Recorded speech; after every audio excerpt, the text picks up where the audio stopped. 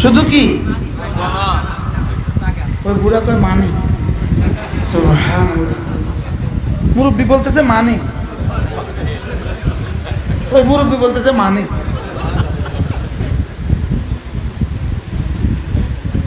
তাহলে এটা এই গ্যাপে কেন বানালেন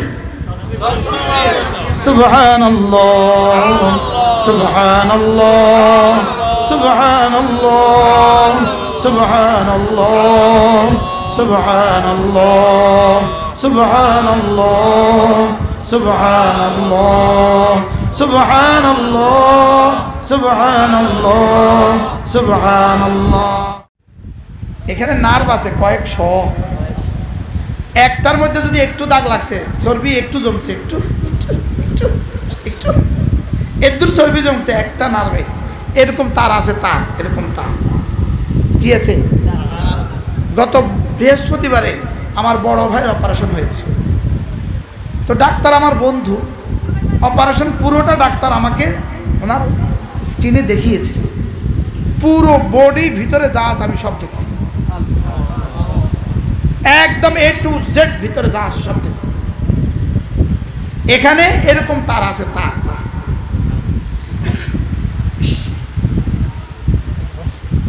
তার আছে একটা তারের মধ্যে একটু চর্বি জমছে বলবে ব্লক বলবে কি ব্লক এখন আপনি বলুন তো দেখি আমাদের দিলের কি হালত হয়ে আছে দিলে ব্লক কয়টা পড়ছে মোট হ্যাঁ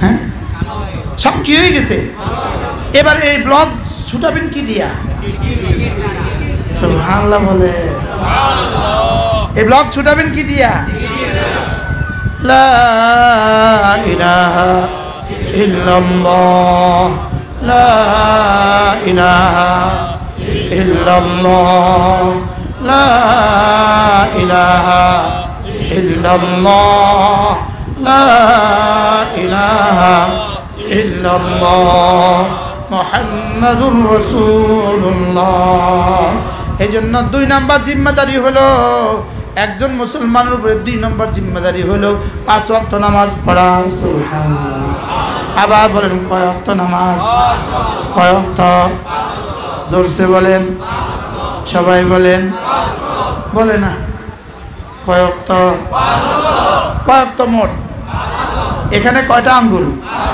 এখানে কয়টা এবার দেখেন কালিমা নামাজ রোজা হজ যাকাত ফজর যোহর আসর মাগরিব ইশা এখানে কত এখানে কত এই 5 গণেন কালিমা নামাজ রোজা হজ যাকাত ফজর যোহর আসর মাগরিব ইশা এখন এটা নাই কয়টা আছে কয়টা এবার এই 4টা দিয়ে কি কি কাজ হবে একটু বলেন তো আমাকে এই 4টা দিয়া বিড়ি খাওয়া যাবে এই 4টা দিয়া এই 4টা দিয়ে 1 কিলি পান মুখে দেন তো কষ্ট করে তো 4টা না আছে কি আচ্ছা হাবিবুল্লাহ মেজর রহমতুল্লাহ বলছেন এই 4টা দিয়ে পকেট মানি করতে কেমনে জীবনেও তো উড়ান যাইতো না পকেট কি এই 4টা দিয়ে ক্যারাম বোর্ড কেমনে খেলতে মারো না পারলে এই 4টা দিয়ে মারো কি আচ্ছা এই 4টা দিয়ে লুডো খেলতে কেমনে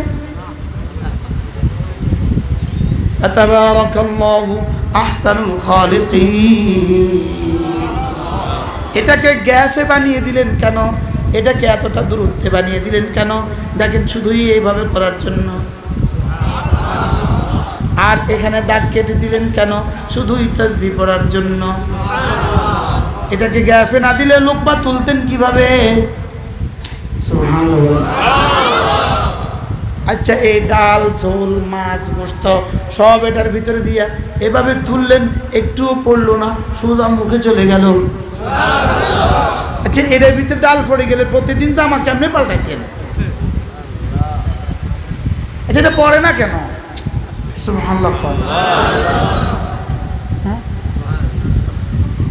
এটা পড়ে না কেন বুঝে না ডাল লিকুইড না? আপনাদের ঠ্যাঙ্গা এটা উঠে কেমনে?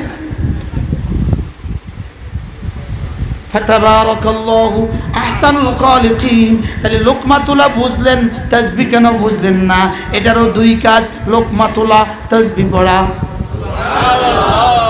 এটা দাগ কেটে দিলেন কেন? আবার বলেন দাগ কেটে দিলেন কেন? তো লোকমা তোলা বুঝলেন, তাসবিহ পড়া বুঝলেন না কেন? হাড়েরটা বুঝলেন, দিলেরটা বুঝলেন না কেন? জিহ্বারটা বলা বুঝলেন, জিকির বুঝলেন না কেন? আমি তো বুঝাতে পারলাম না। হ্যাঁ, মানব দেহকে এভাবে বানালেন কেন? দাঁড়াতেও পারে, ঝুঁকতেও পারে, বসতেও পারে, উপরেও হইতে পারে। আপনি বলবেন আমি যদি বসতে না পারতাম কেমনে থাকতাম, দাঁড়াইতে পারতাম না কেমনে চলতাম, শুইতে পারতাম না কেমনে চলতাম। এই সব বুঝলেন। এই শরীরের যেমন স্ট্রাকচার, অবকাঠামো, দাঁড়ানো বসা শোয়া, শরীরের অবকাঠামো, এটা দিয়েছেন শুধুই নামাজের জন্য। কি তো একটা বুঝলেন, একটা বুঝলেন না কেন? বুঝাতে পারলাম না তো। কি বুঝাতে পারলাম না? জিহ্বার কয় কাম পাইছি বলেন? বলা, খাওয়া, জিকির করা। তো দুইটা বুঝলেন, তিন নম্বরটা বুঝলেন না কেন? আঙ্গুলের এই ব্যবস্থাপত্র কয়টা উপকারিতা পাইছি? কি কি? খাওয়া। আমরা তো এখন শুধু গণা বুঝছি, এটা দিয়ে শুধু গণা বুঝছি, গণা, ডলার গণা, শুধু কি ওই বুড়া কয় মানে,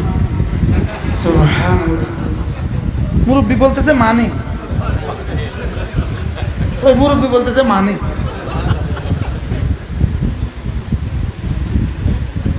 তাহলে এটা এই গ্যাপে কেন বানালেন? সুবহানাল্লাহ, সুবহানাল্লাহ, সুবহানাল্লাহ, সুবহানাল্লাহ, সুবহানাল্লাহ, সুবহানাল্লাহ, সুবহানাল্লাহ, সুবহানাল্লাহ, সুবহানাল্লাহ, সুবহানাল্লাহ। দেখেন এই আঙ্গুলটা কিন্তু সোজা দাগে চলে যায়। দেখেন সুবহানাল্লাহ, সুবহানাল্লাহ, সুবহানাল্লাহ। আচ্ছা এদিকে তাকান লাগেনি? এদিকে তাকানো লাগে? যদি তাকানো লাগতো তো অন্ধকারে কেমনে পড়তাম? সুবহানাল্লাহ বলো। এটা যদি জায়গা মতো না যায় বাইরে যেত গা, প্যাস লেগে যেত না? ফাতাবারাকাল্লাহু আহসানুল খালিকিন। কতই না বরকতময় মালিক। চিনলাম না মালিককে। ওয়াফি আনফুসিকুম আফালা তুবসিরুন। তোমাতেই আমি, দেখো না কেন তুমি? কি হয়? এজন্য ছেলে মেয়েদেরকে দিন শিখাবো তো ইনশাআল্লাহ। নিজেরা 5 ওয়াক্ত নামাজ পড়বো তো ইনশাআল্লাহ। রোজানা কিছু না কিছু জিকিরও আজকাল করবো তো ইনশাআল্লাহ। আল্লাহ আমাদের সবাইকে তৌফিক দান করেন। আল্লাহ কথাগুলো বুঝা মানা সহজ করে দেন। আল্লাহ শুধু হার্টের ফিকির করবেন না, দিলেরও ফিকির করবেন। শুধু হার্টের ফিকির না, দিলের ফিকির। শুধু পেটের ফিকির না, দিলের ফিকিরও করবো মাঝে মাঝে।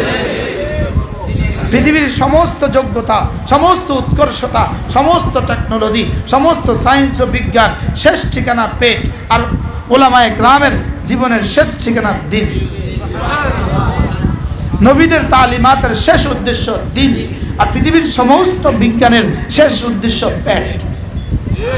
পেটের ঠিকানা বাথরুম পর্যন্ত, দিলের ঠিকানা আরশে আজিম হয়ে জান্নাত পর্যন্ত। কি এই পেটের ঠিকানা কোন পর্যন্ত? যত দামি খাবারে খান, আর যদি বাথরুমে 3 দিন না যায় অবস্থা কি হবে? হ্যাঁ হ্যাঁ, হসপিটালে বলেন। গরু খেলেন, খাসি খেলেন, 3 দিনের বাথরুম হয় না, এবার কি করবেন? হসপিটালে যাওয়া লাগবে কিনা বলেন? তো যেটা খাইলে না বাইরে হলে হাসপাতালে যাওয়ার লাগে, সেটা নিয়েই তো 24 ঘন্টার ফিকির করলাম। কি দেখেন, যেমন ধরেন চাউলের মেশিন আছে না, চাল চুরানোর মেশিন? মেশিন কিসের? এটাতে ধান দেয়, চাল বের হয়। বলেন, এটা কি ধানের মেশিন না চালের মেশিন? চালের মেশিন। ধান ভাঙ্গাবার মেশিন, সবাই কয় চালের মেশিন। কি দেয়? কি বাইর হয়? কি এটা ধানের মেশিন না চালের মেশিন? গম দেয়, আটা বাইরে, এটা কি গমের মেশিন না আটার মেশিন? মুরগি খেলেন, বাথরুম হয়ে গেল, এটা কি বডি, এটা কি বাথরুমের মেশিন না মুরগির মেশিন?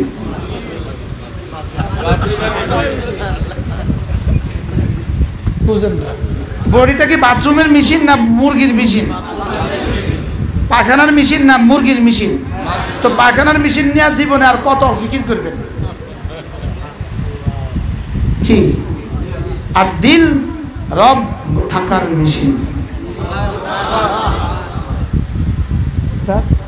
আউটগোয়িং দিয়ে না নাম কি? আল্লাহ মেহেরবানি করে আমাদেরকে বুঝ দান। তাহলে শুধু শরীরের ফিকির না, দিলের ফিকিরও করব। দিলের ফিকিরের 1 নম্বর জায়গাটা কি? মাদ্রাসা। দিলের ফিকিরের 1 নম্বর জায়গাটা কি? মাদ্রাসা। তাহলে মাদ্রাসা না থাকলে দিলগুলোর কি হবে? উজাড় হয়ে যাবে। উজাড় উজাড় কি হয়ে যাবে? এজন্য যদি এদেশ থেকে নুরানি শিক্ষা ব্যবস্থা, কোরআনের শিক্ষা ব্যবস্থা, প্রাথমিক পর্যায়ে দিন শিক্ষার ব্যবস্থা 6 বছর থেকে যদি কি বলে ক্লাস 8 পর্যন্ত যদি দিনী শিক্ষাকে বাদ দিয়ে যদি জেনারেল শিক্ষাকে বাধ্যতামূলক করে দেওয়া হয়, অচিরেই দেশে ঘরে ঘরে চোর আর ডাকাত তৈরি হবে। কারণ দিল সব নষ্ট হয়ে যাবে। দিল সব কি হয়ে যাবে? বলেন, দিল সব কি হয়ে যাবে? তাহলে দিল ঠিক হয় কোন জায়গায়? এই জন্য এই পরিকল্পনা খোদা না খাস্তা যদি জিন্দা হয়ে যায়, তাহলে এদেশে ডাকাত আর চোর ছাড়া আর কেউ থাকবে না।